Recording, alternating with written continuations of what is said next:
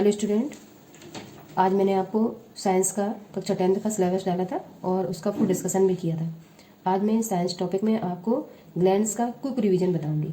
जो आप पेपर देने जाएंगे, एग्जाम देने, तो आप इन ग्लैंड्स का रिवीजन करके, ठीक है, आप अपने मेमोरी को सही कर सकते हैं कि मेमोरी में आपको याद रहे कि क्विक रिवीजन में मैंने किस ग्लैंड से कौन सा हार्मोन निकला है। ठीक है, इसको आपको याद है। सारे नोट्स पढ़ेंगे आप तो हो सकता है इस लेसन से आप कुछ भूल भी जाएं, लेकिन ये शॉर्ट जो आपको मैंने ये चार्ट दिखाया है इसको मैं आपको समझाऊंगी, तो इससे आप जल्दी से रिवीजन करके, ठीक है, अपने नोट्स को तैयार कर सकते हैं। ठीक है, थोड़े से टाइम में बहुत कुछ इसमें दिया गया है। मैं आपको ये, वैसे तो मैं आपको ये टॉपिक पढ़ा चुकी हूँ, लेकिन आज मैं इसका शॉर्ट वर्जन आपको बताऊंगी। अब देखिए, ग्रंथियाँ मैंने आपको समझाई थी। ग्रंथियाँ 3 प्रकार की होंगी आपकी: अंतःस्रावी ग्रंथि, बहिर्स्रावी ग्रंथि और मिश्र ग्रंथि।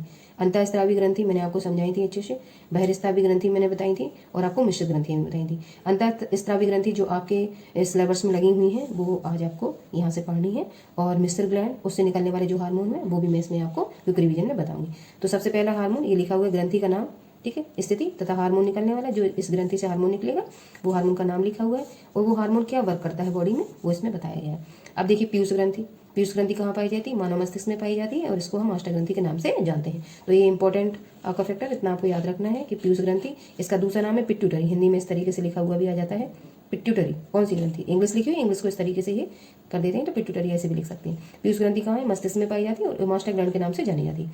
अब इससे निकलने वाले हार्मोन, सबसे इंपॉर्टेंट हार्मोन है वृद्धि हार्मोन।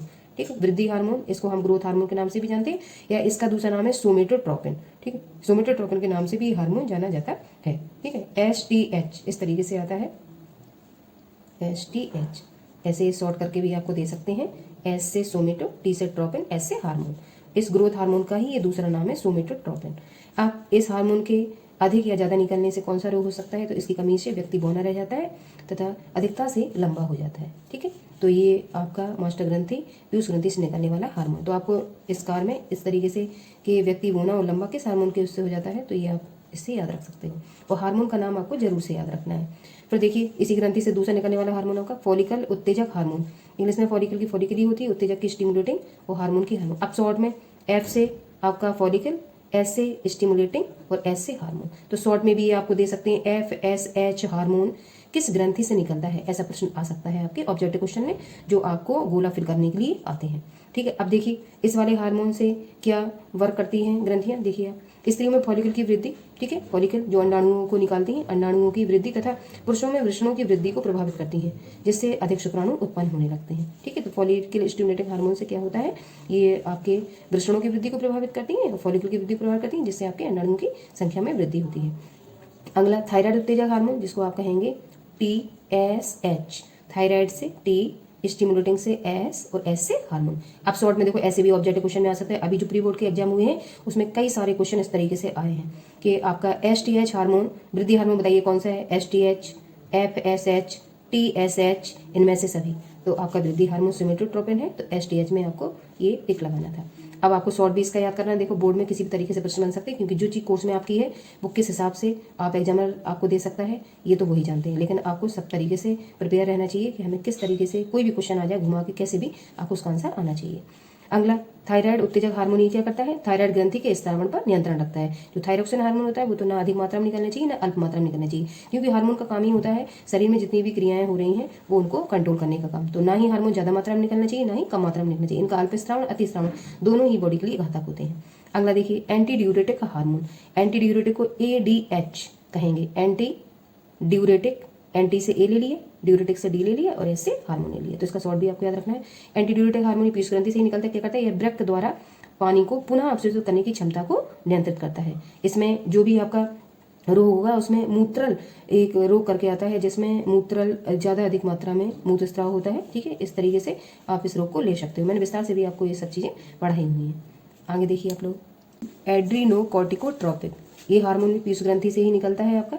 अब इसमें देखिए, यह कार्टिसोन नामक हार्मोन को स्रावित करने के लिए अधिवृक्क ग्रंथि को उत्तेजित करता है। अधिवृक्क आपकी एडिनल ग्लैंड से जो अधिवृक्क के आकार की दिखती है और टोपी जैसी संरचना के ऊपर किडनी के ऊपर लगी हुई रहती है।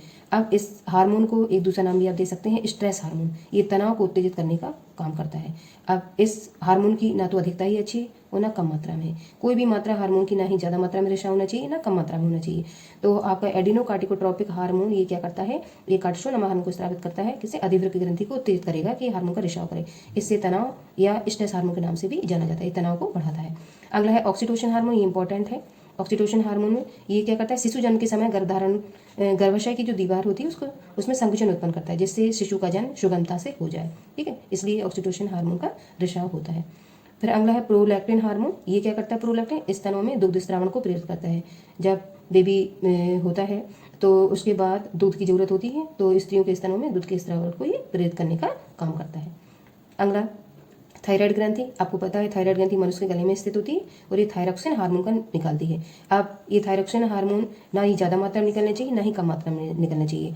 और ये थायरॉक्सिन हार्मोन आयोडीन की मात्रा पर डिपेंड करता है कि नमक में आपके आयोडीन की कमी नहीं होनी चाहिए। और जो पहाड़ी क्षेत्र के लोग होते हैं उनमें अधिकता से इस रोग को देखा गया है, जिससे घेंगा रोग का वो लोग शिकार हो जाते हैं। अब देखिए थायरॉक्सिन हार्मोन क्या करता है, यह शारीरिक उपपचय क्रियाओं को नियंत्रित करता है। दूसरा, थायरॉक्सिन की कमी से हृदय की गति धीमी, शरीर स्वस्थ तथा मस्तिष्क दुर्बल हो जाता है। अगला, थायरॉक्सिन की अधिकता अगर हो जाएगी बॉडी में तो चिड़चिड़ापन, घबराहट तथा आंखें बड़ी होकर बाहर से निकली प्रतीत होने लगती हैं। आगे देखिए, अगली आपकी पैराथायराइड ग्रंथि, इससे हार्मोन निकलेगा। पैराथायराइड ग्रंथि, थायराइड ग्रंथि के नीचे ही ये आपकी दो जोड़ी पाई जाती है। यह भी मनुष्य के गले में थायराइड ग्रंथि के ऊपर स्थित होती है।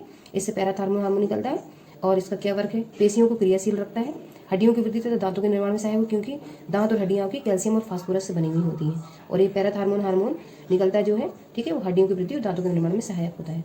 ठीक है, इससे एक हार्मोन और निकलता है कैल्सिटोनिन। इसके बाद इसके अधिकता से हड्डियां कोमल तथा टेढ़ी हो जाती हैं। ना ही कम मात्रा में निकलना चाहिए और ना ही अधिक मात्रा में निकलना चाहिए, ये बात मैं पहले ही आपको बता चुकी हूँ। और हार्मोन क्या करते हैं, इस शरीर में बैलेंसिंग का काम करते हैं। ना ही हार्मोन को अधिक मात्रा में निकालना है, ना ही कम मात्रा में निकालना है। अगला देखिए, आपसे एक हार्मोन आप इसमें और ऐड कर लीजिए, कैल्सिटोनिन।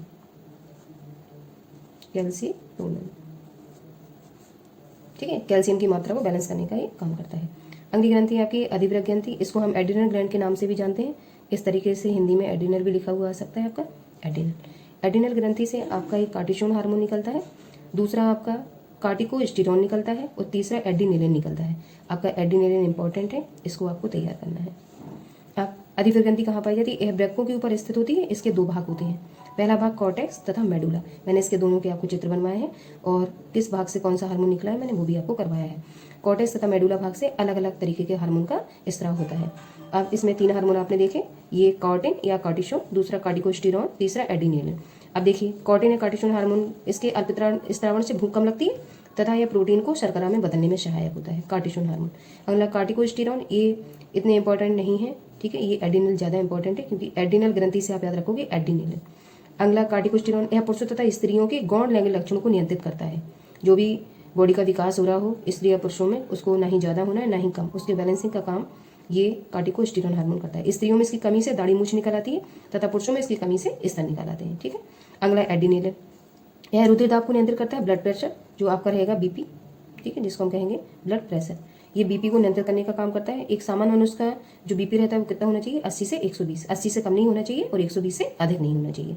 आगे देखिए, यह रुधिर दाब को नियंत्रित करता है, ब्लड प्रेशर कंट्रोल करने का काम करेगा। इसके अति स्राव से रोंगटे खड़े हो जाते हैं और आंखों की पुतलियां बाहर की ओर निकली सी प्रतीत होती हैं। ठीक, एड्रीनल का है और इसको हम संकटकालीन हार्मोन के नाम से भी जानते हैं। अगला क्या नाम हो गया, संकटकालीन।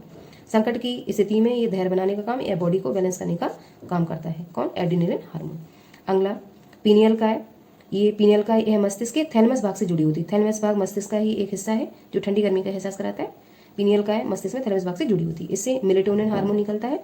यह वृषण तथा अंडाशयों के परिपक्वन को बाधित करता है। ठीक है, जो वृषण होते हैं आपके टेस्टिस और अंडाशय जो होते हैं ओवरी, उनको मैच्योर करने को ये बाधित करेगा। ठीक है, कौन सा हार्मोन, मेलेटोनिन हार्मोन। थाइमस ग्रंथि, थाइमस ग्रंथि यह वक्ष भाग में स्थित होती है। वक्ष मतलब छाती वाले हिस्से में, चेस्ट। इससे थाइमोसिन हार्मोन का रिसाव होता है। ये थाइमोसिन हार्मोन क्या करते हैं, नवजात शिशुओं में प्रतिरक्षा तंत्र के रूप में कार्य करता है, क्योंकि नवजात शिशु जो आपके छोटे बच्चे होते हैं उनका जो प्रतिरक्षा तंत्र या इम्यून सिस्टम होता है वो वीक होता है। ठीक है, तो ये थाइमोसिन हार्मोन उनके प्रतिरक्षा तंत्र को मजबूत करने का काम करता है। अगला है अग्न्याशय। अग्न्याशय एक मिश्रित ग्रंथि है तथा ये ग्रहणी के पास, ड्यूडेनम के पास स्थित होती है। अग्न्याशय ग्रंथि से इंसुलिन हार्मोन निकलता है। इंसुलिन हार्मोन क्या वर्क करता है? यह रुधिर में शर्करा के स्तर को नियंत्रित रखता है कि ग्लूकोज का जो स्तर है ना ही कम हो ना ही अधिक हो। इसकी कमी से मधुमेह रोग हो जाता है। अगर इंसुलिन हार्मोन आपका कौन सी कोशिकाओं से निकलेगा? बीटा कोशिकाओं से निकलेगा। अग्न्याशय में 3 प्रकार की कोशिका पाई जाएंगी आपकी, अल्फा कोशिकाएं, बीटा कोशिकाएं और गामा कोशिकाएं। अल्फा कोशिकाओं से आपका कौन सा हार्मोन निकलता है? ग्लूकेगॉन। बीटा कोशिकाओं से आपका इंसुलिन और आपका अल्फा कोशिकाओं से सोमेटोस्टेनिन। अब आपके 2 हार्मोन आते हैं, सोमेटोट्रोपिन और सोमेटोस्टेनिन। सोमेटोट्रोपिन मैंने आपको पीछे जो पीयूष ग्रंथि में वृद्धि हार्मोन के नाम से जाना था उसमें पढ़वाया है। सोमेटोट्रोपिन उधर आपको याद रखना है, वृद्धि हार्मोन का दूसरा नाम है सोमेटोट्रोपिन। और सोमेटोस्टेनिन ये आपकी अल्फा बीटा गामा कोशिकाओं से निकलने वाला हार्मोन है। और किस ग्रंथि से निकलता है? अग्न्याशयवादी ग्रंथि से। ठीक है, तो सोमेटोस्टेनिन सोमेटोट्रोपिन में आप कंफ्यूज नहीं होंगे। आगे देखिए, अंडाशय से 3 प्रकार के हार्मोन निकलते हैं, एस्ट्रोजन, प्रोजेस्टेरॉन और रिलैक्सिन। ये तीनों इंपॉर्टेंट है। ये आप इंटर में आएंगे तब भी आपको पढ़ना है और हाई स्कूल में तो आपके हैं ही। एस्ट्रोजन और कोई भी कंपटीशन के एग्जाम में आप बैठेंगे तो यहाँ से ग्लैंड से बहुत सारे प्रश्न आपको अटेम्प्ट करने के लिए आते हैं। एस्ट्रोजन ये क्या करता है? यह स्त्रियों में मासिक चक्र के नियमन तथा स्तन ग्रंथियों के विकास में सहायता करता है। एस्ट्रोजन हार्मोन क्या करेगा? फिर से देख लीजिए, यह स्त्रियों में मासिक चक्र के नियमन जो मेंस्ट्रुअल साइकिल हुई इसको नियमित करने में तथा स्तन ग्रंथियों के विकास में सहायता करता है। प्रोजेस्टेरॉन हार्मोन क्या करेगा? यह गर्भधारण के बाद गर्भाशय एवं स्तनों के विकास में सहायक होता है। गर्भधारण मतलब प्रेग्नेंट होने के बाद गर्भाशय, यूट्रस और स्तनों के विकास में सहायता करेगा। रिलैक्सिन हार्मोन रिलैक्स शिशु जन्म के समय योनि की पेशियों को शिथिल करता है जिससे शिशु जन्म आसानी से हो जाए और गर्भाशय की जो दीवार होती है उसको संकुचित करने का भी काम यही हार्मोन करता है। अगला देखिए, वृषण, टेस्टिस। एक जोड़ी वृषण ये आपके नर में पाए जाते हैं जिससे टेस्टिस से याद रखोगे, टेस्टोस्टेरोन हार्मोन निकलता है। टेस्टोस्टेरोन हार्मोन क्या करता है? पुरुषों में गौण लैंगिक लक्षणों जैसे दाढ़ी मूंछ का आना, स्वभाव में अंतर आना आदि के विकास में सहायता करता है। ठीक है, जब बच्चों में टेस्टोस्टेरोन हार्मोन का रिसाव होता है तो उनकी एक आयु होती है, वो आयु लड़कों में अधिक होती है और लड़कियों में कम होती है। लड़कियों में आपकी शुरुआत 11 साल से हो सकती है और लड़कों में ये शुरुआत आपकी 14-15 साल के बीच में होती है। तो वृषणों के विकास के लिए जो हार्मोन निकलता है टेस्टोस्टेरोन हार्मोन होता है। ठीक है, इसी को समित रूप से एंड्रोजन के नाम से भी जानते हैं। यह पुरुषों में गौण लैंगिक लक्षणों के विकास में सहायता करता है। अगला, आमाशय की आप स्लेश में कला से निकलने वाला जो हार्मोन है वो गैस्ट्रिन हार्मोन है। यह जठर ग्रंथियों से जठर रस गैस्ट्रिक रस के स्राव को प्रेरित करता है। गृहिणी की सेल्स क्लास निकलने वाले हार्मोन 2 हैं, सिक्रीटिन हार्मोन और कोलिसिस्टोकाइनिन हार्मोन। सिक्रीटिन हार्मोन क्या करेगा? अग्न्याशय को क्रियाशील बनाता है, पैनक्रियाज को। ठीक है, ये अग्न्याशय एक मिश्रित ग्लैंड है जिससे मैंने बताया था 3 प्रकार की कोशिकाएं 3 तरीके के हार्मोन का रिसाव करेंगी। तो अग्न्याशय को सिक्रीटिन हार्मोन क्या करता है? क्रियाशील बनाता है। और कोलिसिस्टोकाइनिन हार्मोन क्या करता है? पित्ताशय को क्रियाशील बनाने का कार्य करता है। ठीक है, जितनी भी आपकी ग्लैंड्स थी मैंने क्विक रिवीजन के हिसाब से आपका, जिसमें आपको कम समय में ज़्यादा से ज़्यादा मैटर आप पढ़ पाएँ उस हिसाब से मैंने ये वीडियो बनाने का प्रयास किया है। आई होप आपको वीडियो पसंद आएगा। जितनी भी ग्लैंड्स थी इससे बाहर कोई प्रश्न आपका ग्लैंड से नहीं जाएगा।